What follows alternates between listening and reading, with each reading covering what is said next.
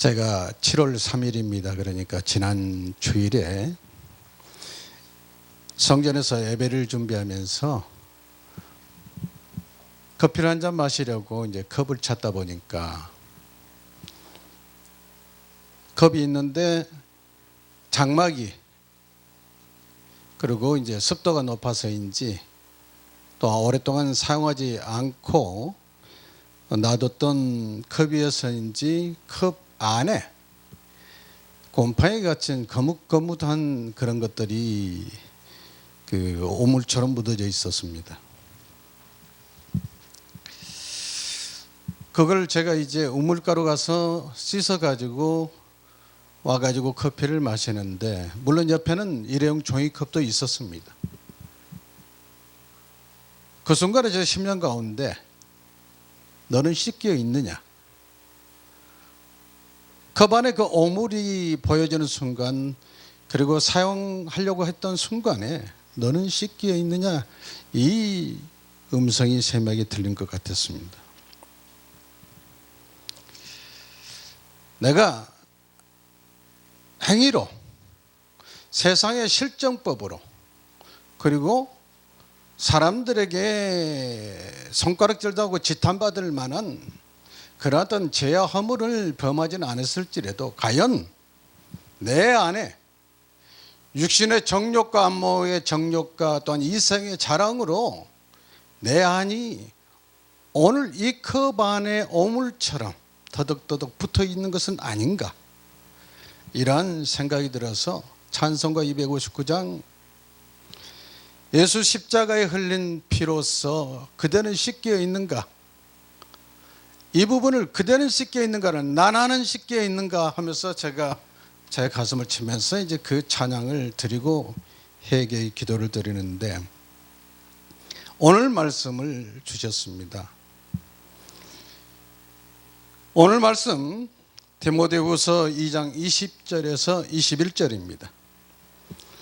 제가 봉독에 올리겠습니다.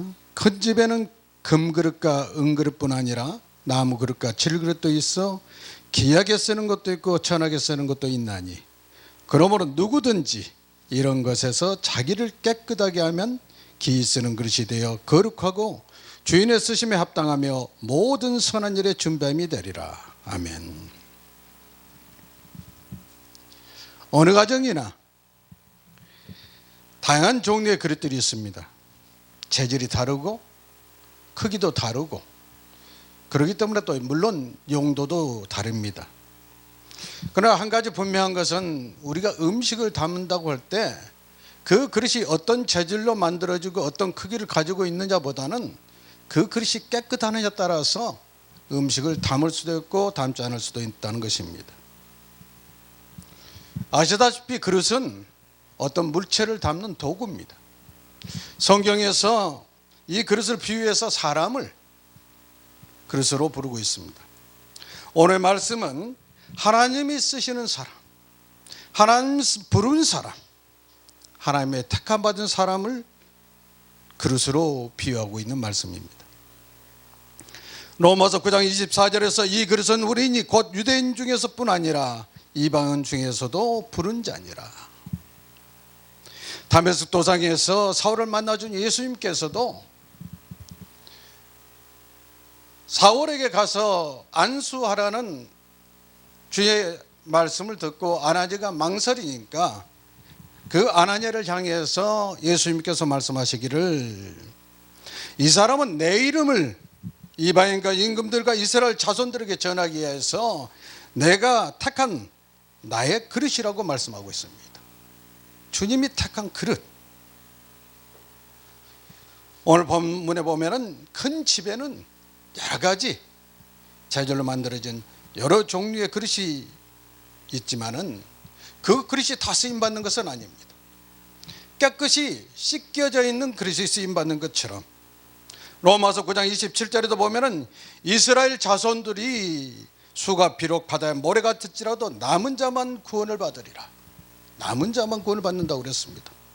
이스라엘 백성이라고 해서 다 구원을 받는 것이 아니고, 또한 부름받고 택함받았던 그릇이라고 해서 다 쓰임받는 것이 아니라 남은 자, 곧 믿음을 지키는 자가 구원받는 것처럼 깨끗이 씻겨 있는 자가 귀하게 쓰임받는다는 것입니다. 우리가 큰 집에 그릇이 여러 가지 금그릇, 은그릇, 그리고 나무그릇, 질그릇도 있지만은 깨끗하게 쓸 수 있는 것 같이 부름받고 택함받은 우리들도 하나님이 쓰시기에 합당할 정도로 깨끗해야 된다는 것입니다. 깨끗한 사람, 하나님이 쓰시기에 기이 쓰기에 합당한 사람은 깨끗한 사람. 첫째, 마음이 깨끗해야 합니다. 성경에서 사람을 그릇이라고 했다고 했습니다. 좀 더 구체적으로 말하면은 사람의 마음을 그릇이라고 말할 수 있습니다. 그래서 우리가 일반적으로 저 사람이 참 큰 사람이다, 아니면 작다 할 때 키가 크고 몸집이 크고 아니면 키가 작고 몸집이 작은 사람이 아니라 마음이 넉넉하느냐 아니면 협량하느냐 따라서 큰 사람, 작은 사람 이렇게들 표현을 하고 있습니다. 우리는 그릇은 무엇인가를 담는 도구라고 그랬습니다. 고린도서 3장 16절에서 너희는 너희가 하나님의 성전인 것과 하나님의 성령이 너희 안에 거하시는 것을 알지 못하느냐고 묻고 있습니다. 그리고 하나님께서는 누구든지 하나님의 성전을 더럽히면은 하나님이 그 사람을 멸하시리라. 하나님의 성전은 거룩하니 너희도 그러하니라. 하나님께서 레위기 11장 45절과 19장 2절에서 내가 거룩하니 너희는 거룩하라고 우리에게 늘 말씀하고 계십니다. 그러므로 우리는 하나님의 성전인 우리의 마음을 늘 깨끗하게 유지 관리를 해야 합니다. 잠언서 25장 4절에는 은에서 찌꺼기를 제하라. 그리하면 장색에 쓸만한 그릇이 나올 것이요. 제가 어렸을 때 저희 집에서 녹그릇을 사용했었습니다. 그 녹그릇을 사용할 때 보면은 얼마 지나지 않으면은 그 녹그릇이 푸르덩덩하면서 색깔이 변하고 거무튀튀 해가지고 약간 지저분해 볼 정도로 변색이 됩니다. 그래서 그걸 자주 닦아야 됩니다. 그걸 닦아야 될 정도 되면은 저희 어머니나 누나가 집을 수세미처럼 접어가지고 아궁이에 지피나 소나무 잎사귀를 태운 다음에 나온 그 재를 가지고 그 녹그릇을 이제 닦아내면은 녹그릇이 반질반질하고 윤기가 아주 예쁠 정도로 깨끗하게 납니다. 이와 같이 우리들도 우리의 마음이 늘 은의 찌꺼기를 제하듯이 녹그릇에 그러한 거무튀튀한 그런 색깔을 제하듯이 늘 닦아내야만이 우리의 마음이 깨끗하게 유지될 수가 있을 것입니다. 그럼 우리는 과연 어떻게 깨끗해지느냐 이 말입니다. 주님께서는 우리를 대신하여 자신을 주심으로 인해서 우리를 성령하시고 우리를 깨끗하게 하셨다고 했습니다. 디도서 2장 14절에 그가 우리를 대신하여 자신을 주심은 모든 불법에서 우리를 성령하시고 우리를 깨끗하게 하사 선한 일을 열심히 하는 자기 백성이 되게 하려 하심이라. 우리를 깨끗하게 하는 것은 우리 죄를 대속해야 되는데 우리가 우리의 공로나 우리의 노력으로 우리 죄가 사함을 받고 깨끗해진 것이 아니라 주께서 우리를 대신해서 당신을 주심으로 인해서 우리가 그 피로 말미암아 깨끗함을 입었다는 것입니다. 그러므로 우리가 죄와 허물로 얼룩진 우리는 예수 그리스도를 영접할 때, 구주로 영접할 때 깨끗해지고 또한 이후에는 회개를 통해서 날마다 우리가 깨끗한 그릇이 될 수가 있을 것입니다. 오늘 말씀에서 금그릇도 있고 은그릇도 있고 나무그릇, 질그릇도 있지만은 귀하게 쓰임받는 그릇은 그릇의 재질이나 크기가 아니라 깨끗하느냐 깨끗하지 못하는 차이인 것입니다. 하나님께서도 사람은 외모를 보지만은 하나님께서는 외모로 사람을 취하는 것이 아니라 그 중심을 보신다고 그랬습니다. 사무엘상서 16장 7절에서 사람은 외모를 보거니와 나 여호와는 중심을 보느니라고 말씀하고 있습니다. 중심을 보시는 하나님께 정말로 우리의 마음이 온전히 깨끗하게 되어 있는가, 항상 우리 모습을 발견할 수 있기를 주님의 이름으로 축원합니다. 두 번째는 행실이 깨끗한 사람이 죄송합니다. 둘째는 행실이 깨끗한 사람입니다. 착한 사람을 하나님께서 기억해 쓰십니다. 시편 24장 4절에서 5절 보면은 여호와의 산에 오를 자 곧 손이 깨끗하며 마음이 청결하며 뜻을 허탄한 데 두지 아니하며 거짓 맹세하지 아니한 자로다. 그는 여호와께 복을 받고 구원의 하나님께 의를 얻으리니. 손이 깨끗한 자, 행실이 깨끗한 자를 얘기하는 것입니다. 그리고 마태복음 5장 16절에서는 그들이 너희 착한 행실을 보고 하늘에 계신 너희 아버지께 영광을 돌리라고 있습니다. 과연 우리는 세상 가운데에서 저들 앞에 본이 되고 기감이 되고 우리의 행실을 그들이 보고 하늘에 계신 하나님께 영광을 돌릴 수 있는 모습으로 우리가 살고 있는 것인가? 일반 사람들한테 정말로 하나님의 사람은 다르구나 하고 인정받을 수 있는 그런 모습으로 살고 있는 것인가? 일반 사람보다 더 못한 모습으로 살고 있는 경우도 허다하게 많을 것입니다. 우리는 사람들 앞에 하나님의 자녀로서 우리의 행실을 통해서, 우리의 언어를 통해서 하나님이 영광 받으셔야 될 겁니다. 베드로전서 4장 11절에서는 만일 누가 무슨 말을 하려면은 하나님의 말씀을 하는 것 같이 하고 누가 봉사를 하려면 하나님이 주시는 힘을 하는 것 같이 하라. 이는 범사에 하나님이 영광을 받으시게 함이라고 그랬습니다. 하나님이 영광을 받으시게, 우리의 모든 범사를 통해서 영광은 하나님 받으셔야 되는데 우리가 우리의 행실이 바르지 못하면은 결국 하나님한테 영광은커녕 오히려 하나님의 이름에 욕보이는 그러한 모습으로 살게 될 것입니다. 이런 사람은 하나님께서 사용할 수가 없는 것 아니겠습니까? 세 번째는 도덕적으로 육체적으로 깨끗해야 합니다. 하나님 앞에 귀하게 사용되려면 도덕적으로 뿐만 아니라 육체적으로도 깨끗해야 합니다. 오늘날 윤리와 도덕이 일반 사회는 물론 교회까지 대단히 심각할 정도로 위협을 받고 있는 때입니다. 특히 물질과 성윤리는 사탄의 강교한 계략으로 인해서 사람들이 많이 무너지고 있습니다. 사단은 가장 우리의 연약한 고리를 공략을 합니다. 그래서 물질을 가지고 공격하고 또한 성적인 문제를 가지고 공격을 합니다. 사람들에게 물질에 대한 탐심을 불러일으키고 또한 성적인 호기심을 불러일으켜서 자꾸만 넘어뜨리려는 것이 사단의 계략입니다. 이러한 우리를 향해서 하나님께서는 마음의 음욕을 품고 여자를 보는 자마다 이미 마음이 간음하였다고 말씀하고 있습니다. 그런데 여기 보면은 음욕을 품고 여자를 보는 자마다, 어찌 보면 남자만 해당되는 말씀이겠습니까? 이 말씀은 모든 사람에게, 모든 사람에 해당되는 말입니다. 요셉을 한번 보십시오. 보디발의 아내에게 유혹을 받았지만은 내가 하나님 앞에 죄를 범하려 하고 그 자리를 박차고 떠나므로 인해서 그가 무관죄를 뒤집어 쓰고 감옥에도 갔지만은 결국에는 하나님께서 그를 높여서 애굽의 총리의 자리까지 올려주셨다는 것입니다. 우리는 어떤 자리에 있는지 늘 자신을 성찰해야 될 것입니다. 그래서 하나님께서 최초인간 아담을 향해서 내가 어디 있느냐고 물으시고 가인을 향해서 내가 무엇을 했느냐고 물으시는 죄의 음성이 우리 삶 가운데서 늘상 우리 심령 가운데 들려주시기를 주님으로 축원합니다. 옛날에 제가 받은 상장 생각이 났습니다.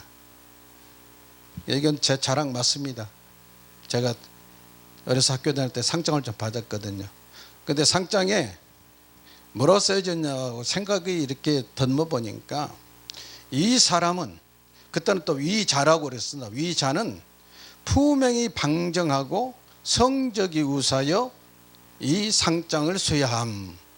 이런 아마 정확한지는 모르겠습니다만은 대체적으로 이러한 내용이었던 걸로 기억하고 있습니다. 성적이 우수하고 품행이 방정한 게 아니라 품행이 방정하고 성적이 우수하여, 품행이 먼저였습니다. 품행이 방정하다는 얘기는 행실과 언어가 바르고 점잖다는 것입니다. 다른 말로 표현하면 요즘 말로 한다면 방정하다는 얘기를 단정하고라고 표현할 수가 있을 것입니다. 그래서 로마서 13장 13절에서 14절에 보면은 낮에 같이 단정히 행하고 방탕하거나 술 취하지 말며 음란하거나 호색하지 말며 다투거나 시기하지 말고 오직 주 예수 그리스도로 옷 입고 정욕을 위하여 육신의 일을 도모하지 말라. 오직 예수 그리스도로 옷 입고, 우리가 예수 그리스도를 닮아가는 이유가 우리의 품행이 그야말로 하나님 보시기에 합당한 모습으로 변해야 되는데, 그렇게 되려면 우리가 예수 그리스도의 성품으로 날마다 닮아가야 됩니다. 에베소 5장 3절에서 음행과 온갖 더러운 것과 탐욕은 너희 중에서 그 이름조차도 부르지 말라. 이는 성도에게 마땅한 바니라고 말씀하고 있습니다. 성도가 어떠한 모습으로 살아야 될 것인가를 구체적으로 여기에서 말씀해 주고 있는 것입니다. 그래서 갈라디아서 5장 24절에서는 그리스도 예수의 사람들은 우리 아닙니까? 바로 예수의 사람은 육체와 함께 그 정욕과 탐심을 십자가에 못 박았느니라.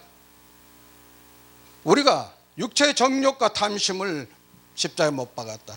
갈라디아서 2장 20절에서 내가 그리스도와 함께 십자가에 못 박혔나니 그런즉 이제는 내가 사는 것이 아니요 오직 그리스도께서 사신 것이라고 고백하는 우리들이지만은, 과연 내 안에 그리스도 영으로 충만해져서 이 세상을 믿음으로 이겨내고 정말로 우리의 삶을 통해서 하나님의 자녀로서의 향기를 나타내고 있는 것인가, 늘상 스스로를 돌아볼 수 있었으면 좋겠습니다.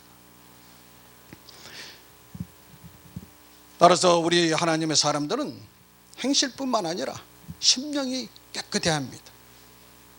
그리고 기이 쓰이는 그릇은 주인의 쓰임에 합당해야 된다고 그랬습니다. 오늘 말씀 보면은 기이 쓰는 것은 주인의 쓰임에 합당하며 라고 말씀하고 있는데, 하나님 마음에 합한 사람, 하나님 마음에 맞는 사람입니다. 하나님께서도 사랑의 하나님이시지만 공의의 하나님이시고, 또 하나님께서도 미워하시는 것, 곧 마음에 싫어하는 것이 N7 가지가 있다고 했었습니다. 잠언서 6장 17절에 보면은 교만한 눈과 거짓된 혀, 그리고 무지한 자를 피를 흘리게 하는 손, 악한 계교를 깨하는 마음, 빨리 악으로 달려가는 발각, 그리고 거짓을 말하는 망령된 증인과 형제의 사이를 이간하는 자라고 그랬습니다. 이러한 자들은 하나님 앞에 결코 쓰임을 받지 못합니다. 오히려 하나님이 미워하고 하나님이 싫어하고, 이 교만한 자는 하나님께서 가장 싫어하는, 그야말로 하나님의 대적자가 교만한 자입니다. 결국 하나님의 마음에 맞지 않기 때문에, 하나님의 마음에 미워하는 자들이기 때문에 이들은 결코 하나님의 뜻 쓰임받을 수 없다는 사실입니다. 정말로 우리 안에 내가 교만해 있는 눈을 가지고 있는 것은 아닌가, 나는 내 혀가 거짓된 혀로 하나님 앞에 죄를 범하지 않는가, 내 입에 항상 내 입술에 파수꾼을 세워달라고 우리는 하나님 앞에 기도해야 합니다. 또한 무죄한 자를 피를 흘리게 하는 손, 악한 계교를 깨하는 마음, 그런 간교한 마음이, 간사한 마음이 내 안에 있는 것은 아닌가. 인간이기 때문에 그러한 마음이 우리 본성 속에는 있습니다. 이것을 끊임없이 우리는 제해내야 되는데, 그것을 우리 힘으로는 할 수가 없어서 하나님 능력 의지에서, 말씀 의지에서, 기도로, 예수 그리스도의 보혈의 피로 우리가 늘상 씻김 받아야 되는 것입니다. 악으로 달려가는 발가, 그리고 거짓을 말하는 망령된 증인. 뭐 요즘 보면은 사정부 들어서 인사철에 새로 임명되는 사람들 보면은 과거부터 지금까지 다 들춰져 나옵니다. 과연 우리들도 그런 곳에 서면은 나는 얼마나 떳떳할 수 있을까, 이런 모습인데, 거기서도 그런데 우리가 하나님 앞에 서면은 어느 한 부분이들, 머리털 한 올인들 속일 수가 있겠습니까? 그러나 하나님은 우리가 회개한 것은 기억도 하지 않으신다고 했습니다. 그러니까 걱정 마시고 하나님 앞에 모든 것을 드러내놓고 통회하고 잡아오고 회개할 때 하나님께서는 그 보혈로 예수 그리스도 피로 깨끗하게 씻겨서 다시는 기억하지 않으신다 했으니까 전혀 걱정 마시고 하나님 앞에 충성을 다하는 사람이 되면 좋겠습니다. 하나님 마음이 아픈 사람, 하나님께서 기이 쓰는 사람은 하나님 마음이 아픈 사람 다윗이었습니다. 하나님께서 사무엘을 통해서 이스라엘의 초대왕 사울을 폐할 때, 그리고 둘째 왕을 세울 때 이세 아들들이 여러 명이 있었지만은 사무엘 앞으로 지나가게 했을 때 하나님께서 감동을 주신 이는 마음의 합한 자, 즉 다윗이었습니다. 사도행전 13장 22절에 보면은 다윗을 왕으로 세우시고 증언하여 이르시되 내가 이세 아들 다윗을 만나니 내 마음에 맞는 사람이라 내 뜻을 다 이루리라 하시더니, 하나님의 뜻을 이루시기 위해서 하나님의 마음에 합한 자, 마음에 맞는 자를 택하여 세운 이스라엘의 왕 다윗이 그래서 위대한 왕이 되었다는 것입니다. 우리는 이걸 통해서 나는 정말로 하나님의 마음에 합한 사람, 하나님의 마음에 맞는 사람, 그러한 모습으로 내가 날마다 변화돼 가고 있고 더 가까이 가고 있는 것인가를 항상 스스로를 성찰해 봐야 될 것입니다. 그리고 말씀 보면은 준비된 자, 오늘 말씀에 스승의 합당한 모든 선한 일에 준비함이 되니라. 모든 선한 일에 준비함이 되니라. 준비된 자. 하나님께서는 모세를 80년간 연단한 후에 불러 쓰셨습니다.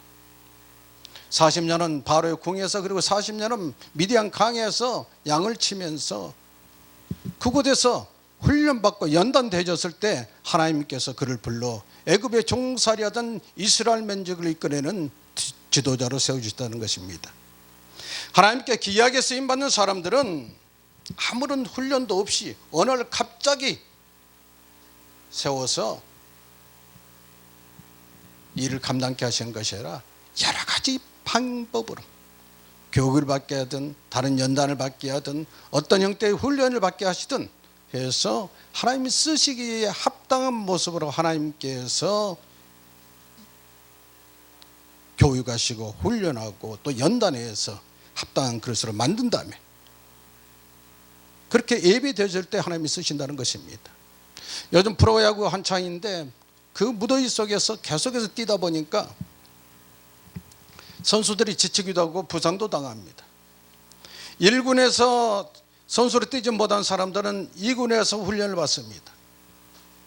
그런데 1군에서 만약에 부상병이 생기거나 컨디션이 저하된 사람이 나오면은 2군에 있는 선수 중에서 불려 올려야 되는데 2군에서 열심히 훈련해 가지고 실력을 발휘하고 있는 사람을 발탁해서 1군으로 끌어올립니다.